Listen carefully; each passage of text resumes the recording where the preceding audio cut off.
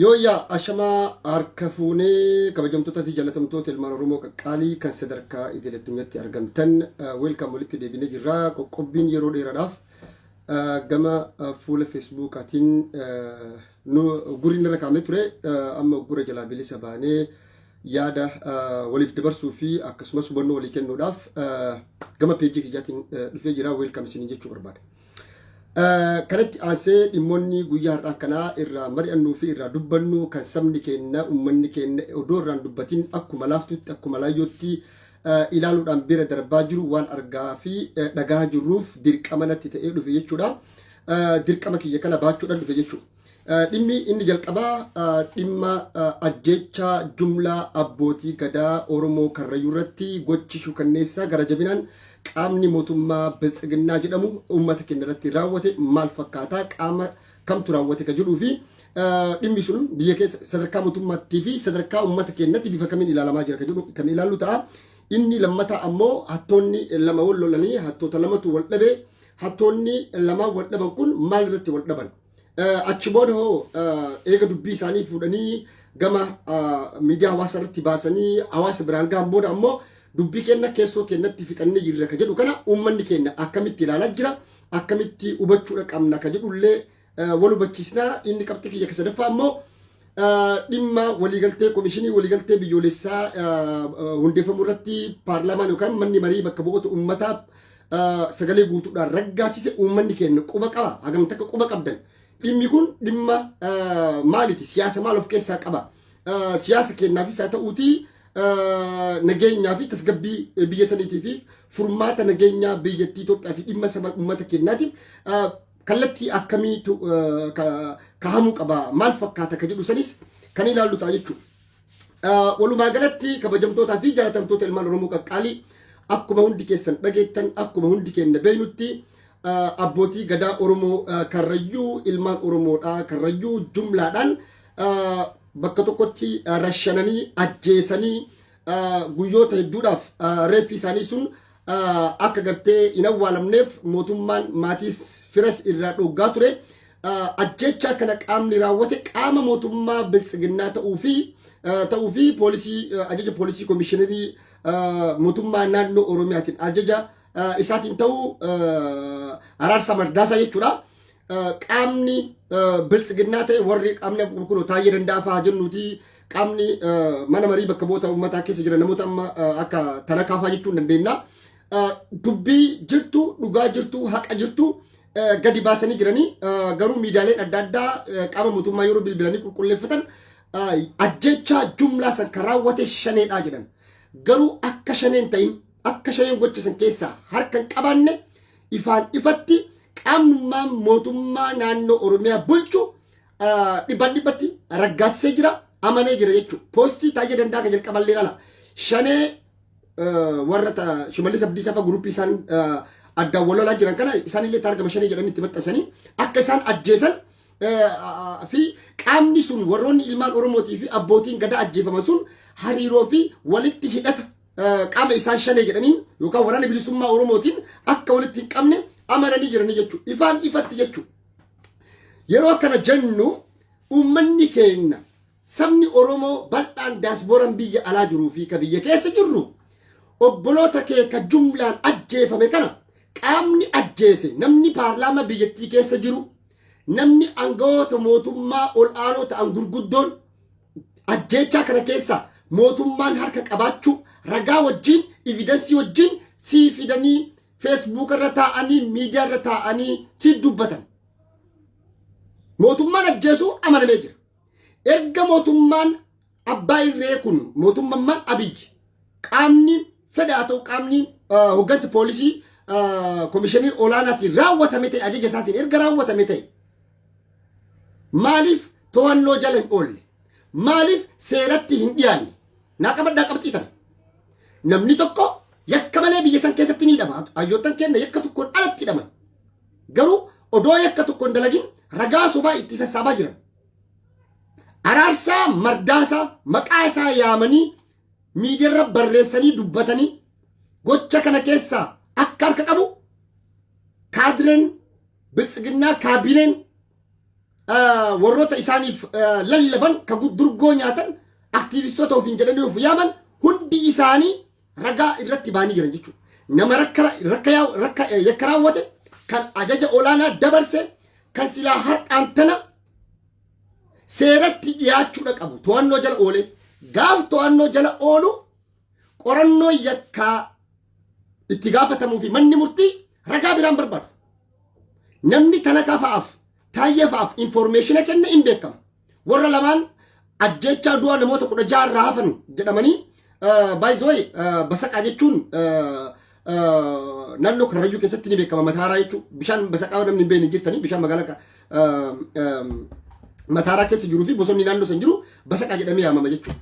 Bosona sanitti jumlaadhaan akka rashanaman maaf irraa hambistanii ka jedhanii warra lamaan achi keessaa hafettu as dhufee gabaasa nu godhe jedhan. Namoonni lamaan sun seeratti dhiyaatanii ajaja kana dabarse irratti ragaan sassaabame abbichi bar ifatti gabbahee araarsaa mardaasaa harka keessaa qabda warri jedhe sun poolisii ragaadhaaf isaanillee hammatee viidiyoo isaanillee fudhatee isaan sanillee hamee qaama kana hunda seeratti dhiyeessee har'a silaa waan ilmaan Oromoo irratti raawwate gochi shuukanneessaa gara jabinaa fi hammeenyaan guutame ilmaan Oromoodhaa kan yakka tokkoon walitti hariiroo qabne odoo qabaatanillee odoo shanillee ta'anii odoo warra qaamni isaan mormu ta'anillee har'a isaan kun to'annoo jala oolanii seeraan gaafatamuudhaan malan. Biyya biyyi seerri keessa jiru hin jirru qorannoon irra geggeeffamee yoo kan gartee badii qabaatan taate yoo kan yakka dalaganii hojjetanii ragaa qabatan hojii fi ragaan kan itti argamu taate seera jira. Seeraan gaafachuun to'annoo jala oolchuun osoo jiru ammoo siyaasa ittiin daldalachuuf jecha ilmaan Oromoodhaa jumlaadhaan rashanan jumlaadhaan ajjeesan. Yeroo kana jedhu waa lama filadha, waa lama beeka, waa lama hubadha. Mootummaan Abiyyi qumaarii taphata. Qaamnummaan Taayyee harka kana keessaa qabaachuu danda'a. Kana naa qabadha. Maaliif akkamitti ka jedhu amma isin ibsuudhaaf deemaa jechuudha. Muummichi ministeeraa Abiyyi Ahmad yoo ka yaadattan taatan hundi keessan gaafa tiim lammaa dha'uudhaaf tiim lammaa rukutuudhaaf barbaadu Oromiyaa keessatti sababa lafaatiin wal qabatee godina addaa keessatti jequmsa kaasaa turan magaalaa Burraayyuu irratti saba kibba keessa warra turan irratti ajjeechaa jumlaa raawwachiisan ajaja Abiyyiin jechuudha. Ajaja Abiyyi yeroo raawwatu kana jequmsi iddoo garagaraatti Oromiyaa keessatti buqqa'iinsi walitti bu'iinsa waan adda addaa kana hunda ka'umu sharri Abiyyii fi sharri Daani'el Kibratfaan xaxanii fi warri amma Izeemaa jedhan kan akka Biraanuu Raggaafaan hogganamu jechuudha.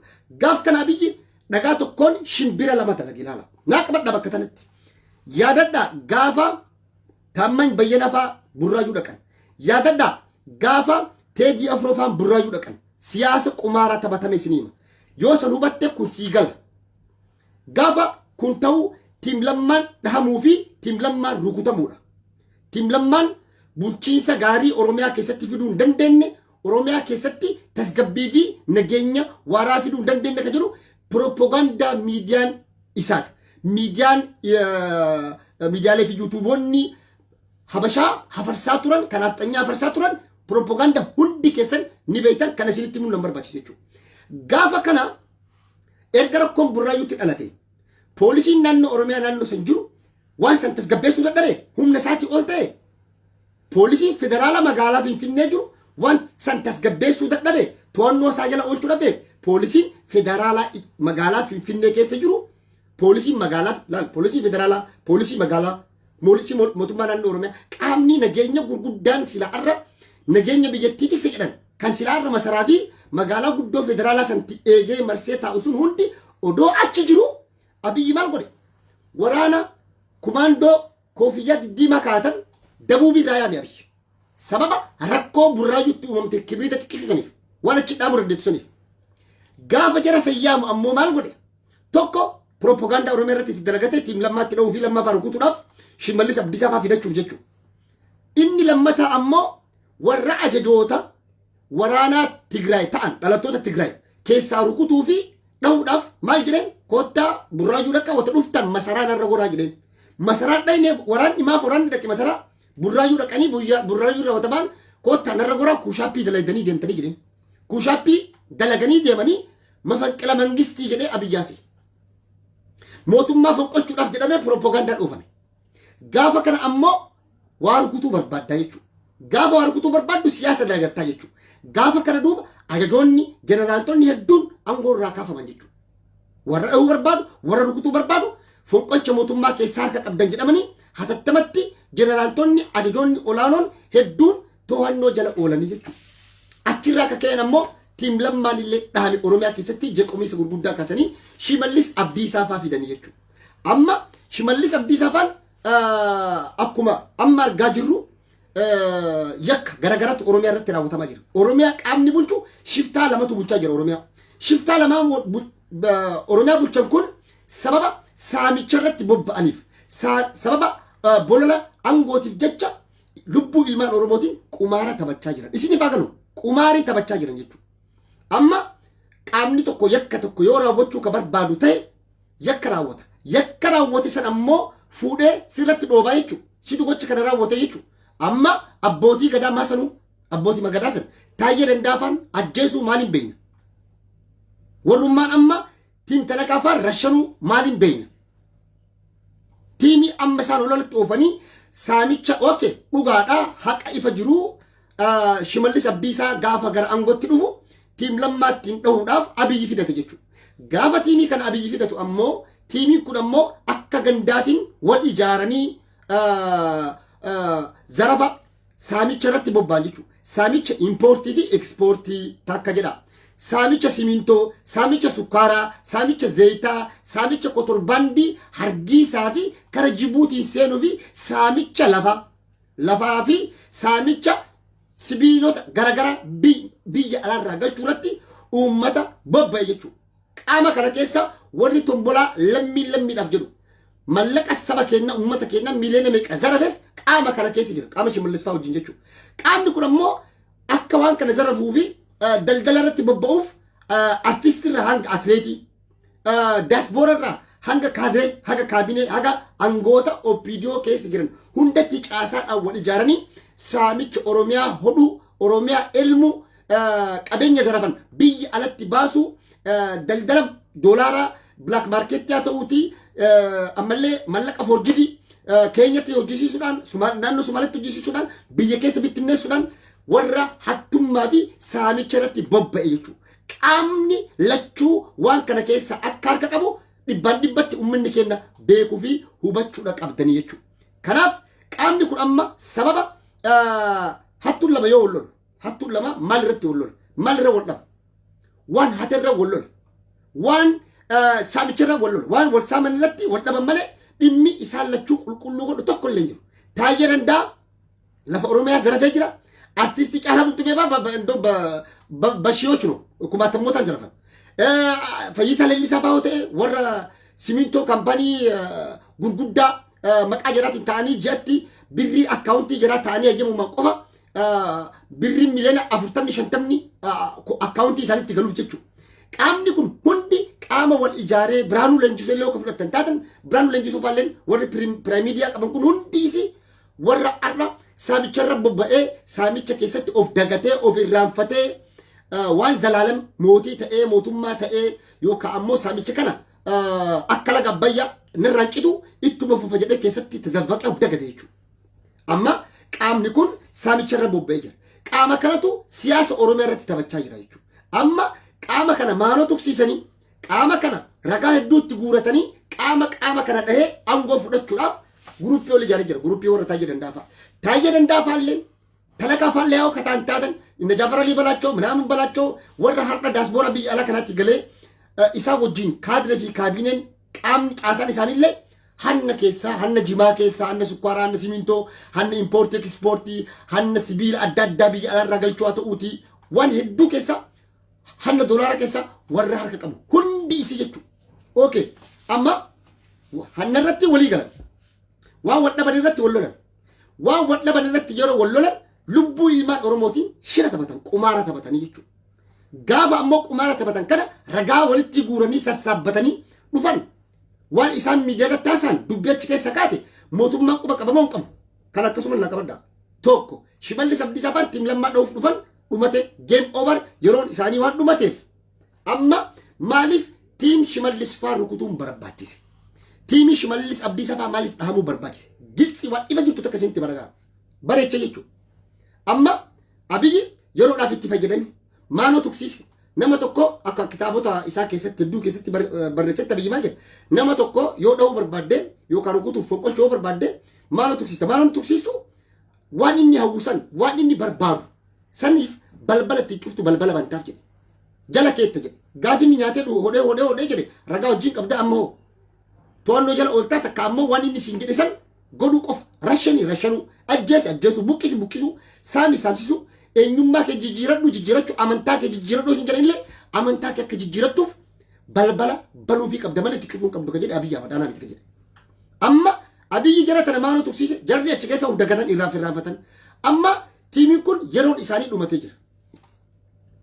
Amma Takkala Uumaa Shimallis Abdiisaa dhahamuu qaban kana Daani'el Kibretu lafa kaa'e kana Abiyyi Ahmad lafa kaa'e amma maaltu barbaachisa? Biyyummaa waliigaltee biyyoolessaa propaganda jedhuun qophaa'a waliigaltee biyyoolessaa kana keessatti mariin adda addaan gaggeeffama keeyyatoonni seera biyyattiidhaan ni fooyya'anii haalli jireenya Itoophiyaa maal ta'uu qaba? Federaalizimii sabdanneessaa ta'amoo ji'oogiraafikaalii ta'amoo የዜግነት ፖለቲካ ta'amoo kanarra walii galan የዜግነት ፖለቲካ leen hin ta'u jedhan ammallee naashinaalitii leen hin ta'u jedhan ji'oogiraafikaalii godhuuf deeman jechuudha. Gaaf ji'oogiraafikaal godhan kana Oromiyaan adda hiramtii incicciramtii wanni Oromiyaa jedhu ni badaa jechuudha. Nama waan kana hojiirra oolchuu danda'u qaama xiqqoolee ta'u uummata biratti of jaalachiisee dhufuu danda'u fidatanii jechuudha. Dantaa rukutamuu isaanii irraan qaban jechuudha. Amma maal godhan warri sun isin saamee jira isin hatee jira jedhanii uummata Oromootti kijibanii barbaadan to'annoo jala oolchanii hidhanii kaan ammoo dhiifama godhanii fi ka hidhanii isiniif dalagaa jirraa isiniif hojjechaa jirraa dhugaan keessan kana isin zarrafaa jiranii isin rashanaa jiranii barra karaa harka duubaatiin kan rashanaa kasaamaa jiru hundi isii tokkuma bara. Siin jedhan haga tokko propoogandaadhaaf itti si bitatan nama siif yaaduu fakkaatanii warra si yaadu siif hidhanii jechuudha. Gaafa kana eenyu dhufa Biraanuu Leenjisoo dhufa jechuudha. Biraanuu Leenjisoo dhufee maal siin jedha Oromiyaa bitfars dantaa yaadallam siin jedha alaabaa lummuxxii qabatee dhufee Oromiyaa yoo diigamte Oromiyaa yoo bittinnooyte akka barbaade abbaan barbaade akka fedhetti yoo ciree ka bulchu taate dantaa kiyyaa miti homaa nan galchuu warra jedhutu sii dhufaa jechuudha. Warri kun warra waa bocolatu warra waa zarafu kan garaafiitiif jiraatu dantaa isaa warra guuttatu guruppii kanatu jira jechuudha. Amma Abiyyitu Oromiyaa irratti qumaara taphachaa jira. Amma Shimallis Abdiisaa fa'aa dhahuu perfect jara sararamanii jiran. Okay. Abiyyi Ahmad amma eenyuun dhaha? Ishoo kun boshoknu qoreedhaan Oromoo dhahan lafee arbaa lafee sattamaa waliin dhahanii jechuudha. Dhumate guruppii maa lama uummataa waliin dhaha waliin qoraasaa guruppii lamii kanaan Oromiyaa shororkeessee akka fedhe bulchaa jechuudha. Amma hati qaattuu guddattuu Shimallis faan Takkalaa minaamin jiraa miti warra dhalattoota naannoo Ambootii fi naannoo ishii uummata Amboo yoo itti kaasan yoo uummanni Amboo illee natti kaa jedhee yoo waa sodaatuuf asiin durallee salphatee Abiyyi Amboorraa helikooftariidhaan galeen beeytanii hundi keessanii beeytan. Abiyyiin salphisanii gama duubaatiin helikooftariidhaan bahee baqatee ture arrabsanii huccuurraa baasanii huccuurraa mulqanii jechuun uummanni Amboo gootummaa qaba. Har'a ammoo yoo isaan kun tuqamu taate uummanni Amboo ficcila uummata isaanii natti kaasuu danda'an. Gaafa ammoo uummanni kun achii ka'ee dhoohinsa biratu dhoowaa dhoohinsi kun ammoo Oromiyaa waliin gaa sodaatu jira jechuudha. Amma kana keessa Abiyyi akka harka naqate of beeksisuu qabu jechuudha. Harka saala kaa'ee asiin talakaa ergaa asiin kaan ergaa achiin kaan ergaa propoogandaa isaanii oofatanii daraa wal godhanii jechuudha. Amma waan irra walii galame tokko jira. Jaalatanii jibbitanii. Amma dubbii teenna lola eegalanii lola eegalan ammoo guyyaa lama keessatti Jaafar Liifaalleen barreessaa jiran viidiyoo qabna ragaa qabna suuraa qabna dokumentii qabna hundi isii hattuudha zaraafiidha leebadha jedhanii amma ammoo keessootti dubbii keenya fixannee jirra jedhan. Ilmaan Oromoo rashanuu irratti walii galanii ilmaan Oromootii fi saamicha Oromoo irratti geggeessuu irratti walii mallatteessanii warri saamicha raawwate ragaa qabna jedhanii viidiyoo qabna jedhanii miti baankii akkaawuntii jara qabna jedhanii miti dokumentoota jiraanii hintu qabanii jechuudha. Warri zarafe warri hate warri saame warri ummata Oromoo hodhee ummata Oromoo fixe warri akkuma taayee danda'aa si barreessine gadda maqaa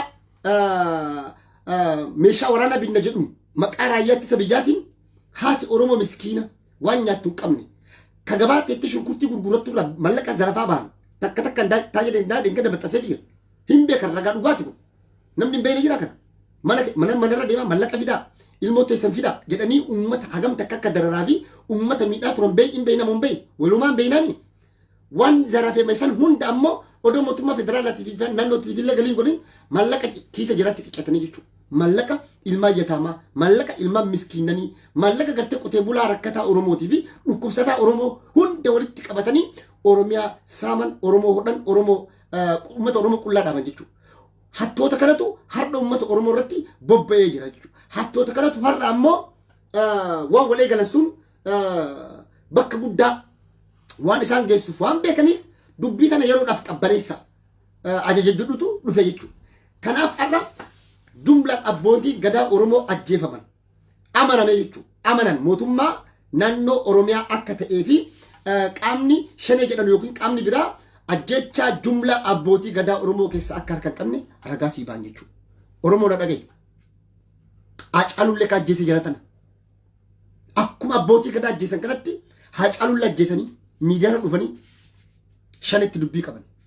Haacaalullee ka ajjeese bulchiinsa Shimallis Abdiisaatii fi bulchiinsa Abiyyi Ahmadu Haacaaluu ajjeese. Haacaaluu mi'aate. Abiyyi dubbii abbootii gadaatiin qumaara taphachuu maaliif barbaachise? Kagaaf Haacaaluu okay kanallee isinii maammallaqa. Ammallee amma kagaaf Haacaaluu hundeessaa yeroon ajjeefamu Haacaaluun maaliif ajjeesuun barbaachise? Arrallee isinitti mee jira laala. Ammallee irra deebi'ee isinitti madhagaa. Haacaaluun gaafa ajjeefamu Jawaartu dhama. Baqqala Garbatu dhama. Gaafa Haacaaluun du'u uummanni Oromoo akka fincilu ni beekama. Hayyoottan Oromoo akka du'a Haacaaluu irraa nafne ni beekama. Achi keessa hokkora kaasu wanni hunduu diraamaan dalagamee qindeeffamee ta'e jedhamee itti yaadamee dalagame jechuudha. Haacaaluu ajjeesan. Ofii Haacaaluu ajjeesanii laal kasiin jedhanii qumaara taphachoota barbaaddu sababa kana malee akkam goota. Yaala jechaa Jawaarra godhan hinduu turabbii jedhanii diti. OMN cufuudhaaf buroodkaastiin Itoophiyaa dajanee guutamaa fa'aa gaafadha. Xalayaa gizee meeqa irra barreessan. Gizee meeqa propoogaandaaf olola OMN irra oofan. OMN sagalee uummata sabaaf sablammootaa ta'ee dhugaadhaan dimokiraasii fi wareegama qaalii jijjiirama wareegama qaalii ilmaan Oromoo qeerroon Oromoo fidde sun akka milkaa'uu fi biyya san keessatti dimokiraasii fi walqixxummaan akka dhufuuf sagalee Qimaanta, Agaaw, Sidaamaa, Walaayitaa sabaaf sablammoota Itoophiyaa hunda ta'ee miidiyaa mootummaa caala biyyattii keessatti dhaggeettii fi fudhatama waan argateef miidiyaan kun miidiyaa mootora qabsoo bilisummaa uummata Oromoo waan ta'eef har'a miidiyaa san irratti biroodkaastiin biyyattii cufuudhaaf xalayaa gizee meeqatti barreesse ragaa qaban cufuu hin danda'an mana murtiiloo dhiyeeffatan dhoggama jechuudha. Kanaaf maal godhuudha qaban? Jawaarfaan hidhamuudhaaf hayyoottan Oromoo hidhuudhaaf Haacaaluu ajjeesan. Akkuma amma abbootii gadaa ajjeesanii rashananii isintu rashanee koottaa. Oromoodhaaf yaadaniiti miti barkaa dokumatti abbootii gadaa mootummaa ajjeesuudhaaf gabbaasan. Maaliif ittiin warra kaleessa waa hataa ture balbala bananiif isin hin jenne kareef tan Abiyyi balbala banaa fi aganni morma galfatu jedhe san hattoota tanniin achirraa kaasanii ofii isaaniitti aangoo qabachuudhaaf. Gaafa ammoo warra dheebuu aangoo qabu kana Abiyyitti kenne waan barbaachisu waan isii barbaadan hojiirra oolchuu fi danda'a. Oromiyaan diigaa ji'oogiraafii godhaa ምናምን ዜግነ ፖለቲካ waan barbaade ittiin yaasootsamabbata. Jarri kunillee ftaan ni dhawaman jechuudha. Warra barbaadu warra ofii isaatiif ta'uuf fidata jechuudha. Kanaaf abbootii gadaa Oromootiin qumaarri taphatame. Ajajni kan kenname Abiyyi irraati kan amana. Abbootii gadaa jumlaan ajjeesa ajaji kennan. Gaafa du'an dokumentii walitti qabanii ammoo guruppii sanitti maxxansanii guruppii sanitti dhoofta jechuudha. Itti argata jechuudha lafarraa. Ofuma keetti qumaara taphatte. Haacaaluu ajjeesan OMN cufuuf. Haacaaluu nyaatan Jawaarii fi Baqqala Garbaa hidhuuf.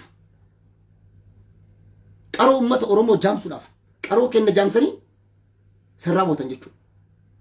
Qaama hokkora tokko keessa hin jirre. Haacaaluun du'e nageenya ture magaalaa Finfinnee keessa guyyaa takka daqiiqaa takka keessatti badii tokko malee hayyoottan Oromoodhaa jumlaadhaan fuudhanii hidhanii jechuudha. Haacaaluu ajjeese qaama amma abbootii gadaa Oromoo karrayyuu jumlaadhaan rashanii ajjeese jechuudha. Okay, abbootii gadaa Oromoo karrayyuu rashanan duugaa sanyii irra raawwatan gocha shukanneessaa gara jabina irra raawwatan hammeenya takkan alatti obboleessa kee abbaa gadaa abbaa ummata abbaa sabaa irratti gocha gara jabinaa raawwatan. Erga gocha gara jabinaa kana raawwatanii jumlaadhaan isaan fixanii warra isaanirraa hafee hoo har'a bakka jiran beeytanii mana hidhaa Mojoo jiran Adaamaa jiran siin jechuu danda'a. Bakka isaan geessanoo beeytanii Amaanu'eel Waldumuu addababaa irratti kaajjeeseennu mootummaa kanaa miti. Booranatti ijoollee qeerroo dargaggoota wata keessa hin jirre maqaa shaneetiin kijiba maqaa kijibaatti kamattasan mana hidhaa keessaa ilmaan Oromoo meeqatu bahee shanamaa jira. Meeqa waraabessi nyaachaa jira. Meeqa waraabessi nyaachaa jira.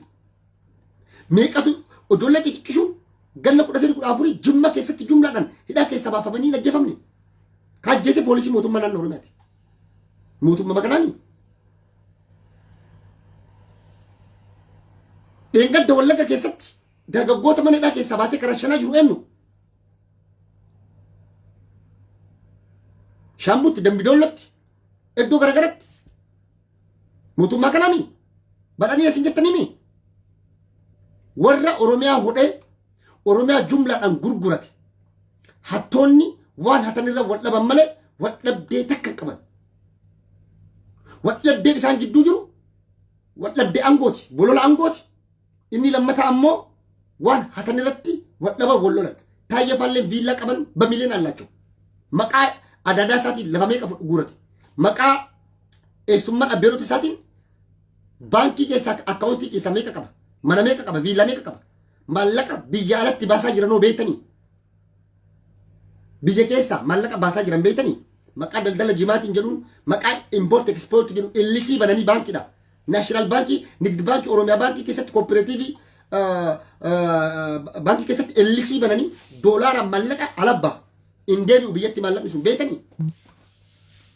Kana beeytanii. Waan meeqaatam biyya keenya hodhaa jiran nu zarafaa jiran.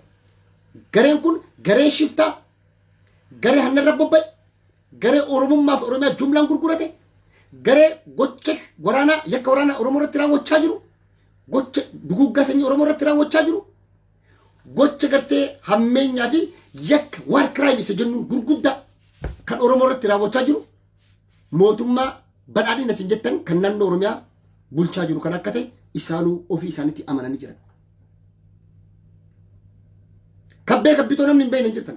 Artist Kabbee Kabbitoo koomediyaanii. Abbaa isaa keedhaa baasee ajjeese mootummaa. To'annoo jala jira mana hidhaa keessa jira. Nama meeqa mana hidhaatii baasanii ajjeesan. Odoo waan fedhe ta'e. Odoo waan fedhe balleesse namni to'annoo seeraa jala oole. Akka tajaajilamu argatanii hiirraa shanamaa jechuudha. Kanaaf ummanni Oromoo yaa saba kiyya yaa ummata Oromoo burjaajii xixiqqishuu gaafa meeshaan taphannu kana keessa baa of taa gaafa of taate sirna kana ofirraa buqqisuu dandeetta. Sirna kana fonqolchitu malee haga Abiyyii fi hattoonni kun jirtu biyya san irratti nageenya argadhee imimmaan narraa qorree nagayaan bobba'ee qotadhee bocadhee daldaladhee gala jettee jariin never ever haga gareen shiftaan kun jiru. Garee shiftaa jedhaman garee hattuu saamtuu kun haga jirtu Oromiyaan nagaan argattu Itoophiyaan nagaan argattu. Oromoo fallatti qabdu qabsoodhaan qofa bilisummaa kee argachuu dandeetta. Irra dibaan siin barbaachisu. As biratti waa tokko jechuu barbaada. Waa'ee dhimma waliigaltee biyyoolessaatti osoo hin seenne burjaajii siyaasaa kaadireen uummata keenya keessa oofaa jirtu. Baay'een gadda. Qabsoon Oromoo qabsoon uummata miliyoona 60 sadarkaa kanatti xiqqaattee mataa fi miila qabdu bar qabsoon Oromoo. Qabsoon Oromoo amma mataa fi miila qabdi. Abbaa argate gara argamichiira. Abbaa argate gara fedhee oofa. Abbaa barbaadetu meeshaa tokko propaganda tokko fuudhee kenna. Atillee san fuutee wajjin hafarsita jechuudha. Kallattii amma laal dooniin takka wata deemtu bara GPS'dhaan deemtini. Baara gubbaa wata deemtu baafiidhiyaa kaabaa fi kibban beektu. Baara gubbaatti gaarri sitti mul'atu hin jiru. Kallattiin ati beektu hin jiru. Kompaasiidhaan deemta GPS'dhaan. Yoo kompaasiin si jalaa bade ammoo gara deemtu beektu yoo Itaalii deema jettee Afgaanistaan deemta. Afgaanistaan itti fagarta jechuudha. Afgaanistaan deema jettee Raashaa fatti fagarta jechuudha. Ameerikaa fadha Kanadaa. Qabsoon teenya akkas taate Oromoo. Likki dhuga walitti hin deemna malee wal sobaa kijibaa deemuun nu barbaachisu. Neefa eefartana na qabadda. Burjaajii meeshaa keessaa baha. Yaada hiruu dhaaba. Yaada bibittinneessu asii minaaman marre dhaaba. Hin jiru. Abbaan fedheedhaa keessaa baasellee kasi bilisomsu jiru kana qabadhu. Hayyoota kee kamana hidhaa keessa jirtu dangada sikkinaniya. Hayyoonni hiikamuu jedhanii propaganda xiqqaa guddaan Oromoo walharkaa fuudhee hafarse. Haga Abiyyii fi sirni kun jiru. Hayyoonni kee hin bahanii jedhanii abadan. Hayyoonni Oromoodhaa hidhaa bahanii jedhanii. Hidhaa ni bahan. Bahuu mala hidhaadhaa. As biratti beeki. Hidhaa caaltu seenanii gaafachi bahanii illee qabadda. Hayyoonni Oromoo Jawaar Mammaffaan Baqqala Garbaafaan gammachuu ayyaanaafaan gaafa hidhaadhaa bahan kuneel gammachuu ayyaanaafaan Abdii Raggaasaafaan hidhaa Qiliinxoo fi Qallittii caalu seenanii jechuudha. Akka Jaal Daawud Ibsaatti. Haga Abiyyi jiru. Haga Daani'el Kibrat jiru. Haga Taayyee Danda'aafaa jiran. Haga Tanakaanfaan jiran. Aangoo gubbaa Jawaar Mammaffaan Baqqala Garbaa fi hayyoota keenya hidhaa keessa jiran hidhaa keessaa bahanii saba isaanii fi ummata isaanii ijaaruu, ummata isaanii wajjin marii geggeessuu, yaada isaanii miidiyaa fedhan irratti ifaa fi bilisaan barreessuu, dubbachuu hin danda'an. Na amana never ever osoo demokraasiin akka Ameerikaa Itoophiyaa dhufe hin danda'anii kana jala sarara ofitti hima. Kana jala sarara ofitti hima Oromoo isitti himaa jira malee irra deebi'ee. Mootummaan kun aga jiru hayyoonni kee yoo sii bahanillee wama takka sii fiduu hin danda'an. Mootummaan kun mootummaa addunyaa irra hin jirre faashistii naazii irraa dhumaati mootummaan kun. Mootummaa gara jabinaan garaa jabaatu akkana addunyaa gubbaan jiru. Takka Oromootti illee garaa jabaate. Abadan never ever biyya Itoophiyaatti mootummaan akkana garaa jabaate birmadummaa biyyattii gurgurate lammii biyyattii gurgurate diinagdee biyyattiidhaan daaraa nyaachise biyyattii nagee dhoogge dhiiga uummataa gannaqee biyya kan baranne barnoota dhoogge daldala kana kan daldala dhoogge qaala'insa jireenyaa dabale hiyyeessa hiyyeessaa nagaaf jireenya dhoogge bara. Har'a nama ala jiruurra bara nama hoti qattaa guddattu mootummaa hidhaa jiruutu irra konfiidensii qabayyu yoo hidhaa keessaa bahee du'ellee mootummaan na ajjeesee hin beekama bara maqaa daataa qaban ka ala jiru mana hidhaa kana akkamitti taasee dhuka jedhee hawwumeeqa jira. Aluma keessa deemu sodaatee du'aaf qaama na ajjeesu hin beeku inni ajjeesa inni akkana ajjeesu hin beeku jedhu miqatu jira. Kanaaf mootummaan kun sirni kun haga jiru gaafiin keessa hin deebi'u ummanni hayyoottan keedhaadhaa yoo bahanillee hidhaa biraa akka seenan amanadhu biyyarraallee kan baane inni dhaman eevar biyyarraa bahuun hin jiru. Kanaaf mootummaa kana propagaandaa holola hayyoonni kennan bahanii iftaan bahanii torban irraa bahanii ji'arraa maallee kana ummanni Oromoo dhiisee yaada hiruu dhiisee qabsoo ta'e Oromoo ija dhabdee ija bar qabsoon Oromoo meeqa ija dhabdeera kallattii deemtu hin beektu bara dhugaa walitti himna dhugaa walitti himte kallattii kam deemaa jirti yoo kara jaalmarroo tokkicha san taate malee qabsoo dhannooti noo taate malee.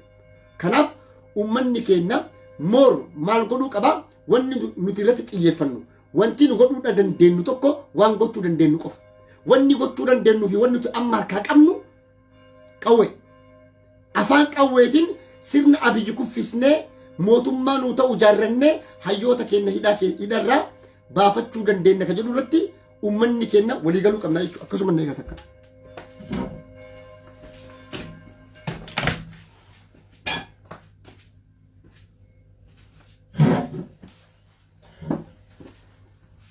Ummanni keenya walii galuu danda'uu qaba jechuudha. Yaada hiruu dhaabaa holola propagaandaa kijibaallee afarsuu dhaabaa. Dhugaa bilisummaa barbaadda dhugaan hayyoota kee hiikkachuu barbaadda hayyoota kee kadhaadhaan inni hiikkattu qabsoodhaan qofa hiikkatta goleessoo alasitti ba'a. Gaafa zamana Ihaadig Baqqala Garbaa fa'aa Maraaraa faayidaa turan warra har'a ajjeechaaf hayyoota keenya barbaadullee haa ta'uti. Andargaachoo Tsiggeefaa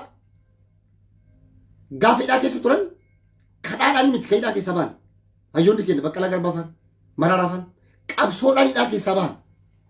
Hayyoota keetillee kadhaadhaa fi propaganda osoo hin taane hidhaa keessa baafattu qabsoo hadhooytu geggeessuu qofan hayyoota kee hidharraa baafachuu dandeetta. Arrasii kan borillee ammallee gaafa filannoo haa ta'uti yaajaan wayii tokko dhufe fuudhanii jumlaadhaan ammallee itti siiraran sii gadhiisan itti siiraran sii gadhiisan firii ikalee jinni jettee iyyaa oolta. Kanaaf furmaanni jiru qabsoodha. Qabsoon jirtu ammoo qabsoo takkittidha qabsoon karaa afaan qawweetiin jechuudha. qabsoo mootummaan kun abadan mootummaan kun akkanatti angollee siin gadhiisu mootummaa kufuudhaaf qarqara jiru kana ummanni Oromoo xiyyeeffannoo keessan gara qabsoo hidhannoo godhaatii jara hayyoota keessanillee baafadhaa bilisummaa keessanillee saffisiisaa furmaatas akkasitti malee hin aggattu ajjecha jumlaatiif haga biyyii fi biltsiginnaan badhaadhinni naannoo Oromiyaa jirtu attoonni mootummoonni shiftaan kun akka jiran ajjechaan saamichi jumlaa kun hundi isaa itti fufa kontinees hin dhaabatu naa beeka kan akkasiin naa qabadda propoogaandaa xixiqqishuu meeshaa keessaa fi burjaajii keessaa baha yaada hiruu dhiisaa yaada waliin qabadhaa gara tokkotti luccaa qabsoon gara tokkotti luccuufni tatuun wata miila qaban garas deemtu tamataa qaban garas deemtu never ever galmallee hin jettu bu'aatuma oolla jechuudha bu'aatuma oolla waggaa 20 bu'aatuma oolla kana qabsoon yetamaa taanee bara yetamaa abbaan orruu keessaa deeme jaldeessatti akka barbaadetti nyaatami itti taphata jedhanii akkas tana jechuudha burjaajii keessaa uummanni Oromoo bahee waan abbaan arge yaada isaa fidee Facebook irra maxxansee tokko maxxansaa hundi walirraa fuudhaa baan torban irraa kun yaa rabbi duwwaa godhe yaa rabbi maal qabsoodhaan malee hin baanii yoo baanillee hidhaa biraa seenanii sitti maa jira irra deebi'ee kan akkas jedha inni qabxii kiyya kadhumaa waa'ee komishinii hundeeffama waliigaltee biyyoolessaa quba qabdanii hin qabdan quba qabdan dhugaa dubbachuuf namni quba qabu hin jiru Oromoon siyaasarraa fagaatee jira dhimma dantaasarraa fagaatee jira wama xiqqishuu dubbisee tuma dhiisuu yookaan ammoo nuti qoma xiqqisee xiyyeeffadhaa dhaggeeffadhaa maaliif deeman jedhaatii ilaalaa xiinxalaa hubadhaa qayyabadhaa yaada obboleeyyan keessaniif sheer godhaa manni marii bakka bu'oota uummataa paarlaamaan Itoophiyaa hundeeffama komishinii waliigaltee biyyoolessaa hundeessuu irratti sagalee guutuudhaan paarlaamaan Itoophiyaa raggaasise gaafa paarlaamaan waliigalteen biyyoolessaa kun mariidhaaf dhiyaatu mana marii bakka bu'oota uummataa keessaa yaadota hedduutu ka'e quba qabdaa yaadota ka'an irratti maal fa'aa dubbatan beeytaa yaadota ka'an irratti waliigaltee biyyoolessaa kana keessa qaamni TDF jedhamu yookaan TPLF jedhamuu fi qaamni waraana bilisummaa Oromoo waboo Oromoo Liberation Army jedhamu akka hin seenne keessa marii kana keessa paarlaamaan guutuun irra walii galame jala sararame mirkanaa jechuudha sagalee guutuudhaan ragga'e jechuudha sabbarii ofitti marii biyyoolessaa wanni jedhamu Itoophiyaa keessa hin jiru Oromoo keessa hin jiru Oromoon hin ilaallatu waliigaltee biyyoolessaa kana maaliif qopheessuu barbaachise faayidaan isaa hoo eenyuuf dhugatti uummata Itoophiyaatiif yaadanii barbaadaniiti moo dantaa siyaasaa isaaniitti gaggeeffachuuf laalama tokko Abiyyi waliigaltee biyyoolessaa kana kan hundeesse mootummaadha sila kan hundeessuu qabu jennu mana marii bakka bu'oota uummataa legislative executive judiciary kun hundi qaama silaadha mootummaarraa bilisa ta'ee qaama siviilii biyyattii fi seera biyyattii tiksee gaggeessu jechuudha qaamonni kunniin wal gaanii hundeessan gaafa komishinii kun hundaa'uuf dhaabbatu qaama dhimmi biyyattii Itoophiyaa na ilaallata jedhu ka hidhatee gaara jiru ka hidhaa keessa jiru daasbooraa biyya alaa jiru hayyuu siyaasaa beekaa paartiiwwan mormitootaaf qaama mootummaa keessas jiru haa ta'u hundi isaa keessatti hirmaate komishinii waan kana gaggeessu qaama walaba ta'een yoo danda'ame komishinii gamtaa Afrikaarraa ofitti dabalanii yoo danda'ame komishinii gamtaa Awurooppaarraa United Nation irraa miseensota adda addaa ofitti dabalaniiti waliigaltee biyyoolessaa isa dhugaa isa haqaa gaggeessan Abiyyi garuu kana godhuudhaaf qophii fi fedhillee qabu Itoophiyaa keessatti hin jiru nagaa labsuun distagina raawwadha distagina nagaa labseetiin ka dhufee miidiyaa irratti ammallee deebi'ee boo'ee jechuudha boo'ee biyyattii guutuu dhiifama gaafate jechuudha Abiyyi Ahmad propaganda tokko dalagachuuf deema ammallee namichi kun marata isinitti himee jira waliigaltee biyyoolessaa gaggeessin fedhii Ameerikaati fedhii gamtaa Awurooppaa mootummoota addunyaati mootummaa addunyaa sobuudhaaf waan kana qindeesse olaantummaadhaan waliigaltee biyyoolessaa kan hogganu mootummaadha kan muree murteessu mootummaadha kan abbaa barbaade qaama fedhe keessatti hirmaachisu mootummaadha dhumate kana achi wanti takkan jiru kana jechuun maali mootummatu waliigaltee biyyoolessaa qopheessa isatu qaama barbaade irratti yaammata isatu gara barbaadetti oofate jechuudha. Akkanatti furmaannii fi nageenyi illee biyyattii Itoophiyaa keessatti dhufuu hin danda'u never ever. Hin ta'u hin danda'amu jechuudha. Gaafa jarri kun addi bilisummaa Oromootii fi Olaaffaan akka irratti hin hirmaanne jala sararamee maqaan jaraa barraa'ee maaliif achirra taa'e? Addi bilisummaa waraanni bilisummaa Oromoo shororkeessaadhaan himatamee jira seera konstitushinii Itoophiyaatti. TDF illee yookaan TPLF illee konstitushinii Itoophiyaatti maqaa shororkeessaatiin galmaa'ee jira. Isaan kan hirmaachisuuf jalqaba paarlaamaan ammallee karaa walitti qabamee raqiqa wajiin dhiyaatee seera fooyyeffamuu qaba jedhanii seera biyyattii fooyyessanii maqaa waraana bilisummaa Oromoo adda bilisummaa Oromoo shanee jedhanii kana keessaa haquu seera biyyattii keessaa. Nageenya biyyattiitiif manaamin propaganda jira waliigaltee biyyoolessaa manaamin kana kanaaf namuu qaamni hidhatee jirullee ka hidhaa jirullee ka ala jirullee ka keessa jirullee hunduu akka walitti dhiyaatee walitti dhufee biyya tanaaf nageenya waaraa fi furmaata fiduuf manaamin keeyyata raqiqa waajii akkana paragraafii guyyaa akkanaaf paarlaamaadhaaf dhiyeessee jira. Muummichi ministeera biyyisii dubbisaa paarlaamaan harka baasuu bicha. Yoo keessaa haqan malee waliigaltee biyyoolessaa irratti hirmaachuu hin danda'a. Shororkeessaa hojii akkamitti teettee tadaraaddarta. Jalqaba san kaasuu achi booda ammoo dhuftee wajjin haasofta malee wajjin mari'atta malee hin dandeettu. Kanaaf maal godhanii qaamni kunniin lachuu akka hin hirmaanne paarlaamaan maqaan jaraachi irra barreeffamee jira. Garuu yeroo kana jennullee beeka. Addi bilisummaa Daawud Ibsaatii fi warri karaa nagaatiin socho'an kaafolleen Oromoo Federaal Koongiresiin akka waliigaltee biyyoolessaa kana keessatti hin hirmaanneef jala sararamee beekamee jira. Hin beekne hubadhe anatu hubate. Gaafa waliigalteen biyyoolessaa geggeeffamuu jennu kana hayyootaan Oromoo hooggantoonni meetu Maraaraan eessa jira? Baqqalaa Garbaa eessa jira? Jawaar Mohaammed eessa jira? Hamza Boronaa eessa jira? Dandoo Dubbisaa eessa jira? Koloneel Gammachuu Ayyaanaa eessa jira? Jalabdii Raggaasaa eessa jira? Isaan kana hunda hiikanii dhugumatti waliigaltee biyyoolessaa kijiballee haa ta'u hin godhanii gaafii isinumaa dhiisa. Abiyyi maaliif kana gochuu barbaade?